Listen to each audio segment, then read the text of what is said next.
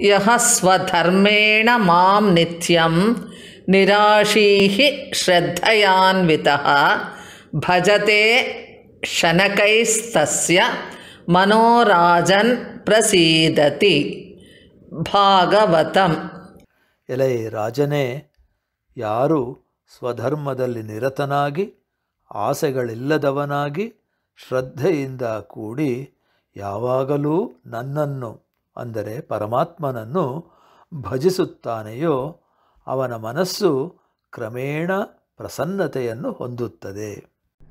O king, he who is engaged in observance of his own duties is desireless and is always worshipping me, the Supreme Lord, with devotion. His mind gradually attains bliss.